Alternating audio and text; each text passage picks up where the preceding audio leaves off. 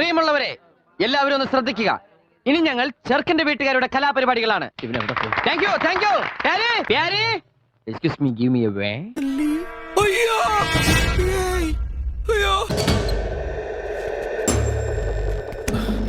വേണോടാ, വേറെ വഴിയില്ല.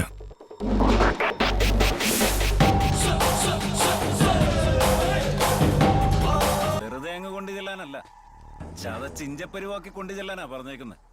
അതുകൊണ്ട് മുതലാളി ഒന്ന് സഹകരിക്കണം. പിന്നെ എന്നാ സാറേ, സഹകരിച്ച് കളയാൻ.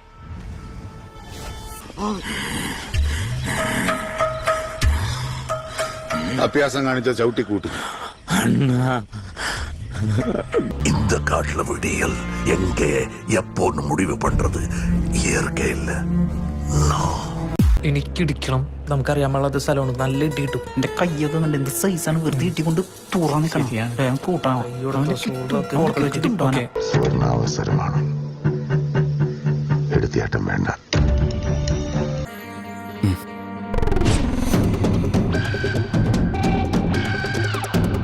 അതവനാ, അശോകൻ. നമുക്കിത് ചെയ്തേ പറ്റൂ.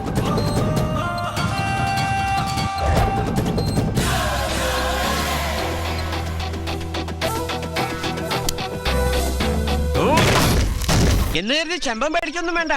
തൊട്ട് മുമ്പിലെ പേരെ തന്നെ ഞാനുണ്ട്. എന്തിനു വന്നു ഞാനിവിടെ ഉള്ളപ്പോ വേറെ ഒരുത്തനോട് തല വെക്കില്ല. ധൈര്യമായിട്ട് ഇരുന്നോളൂ. ഒന്നുകൂടി ആലോചിച്ചിട്ട്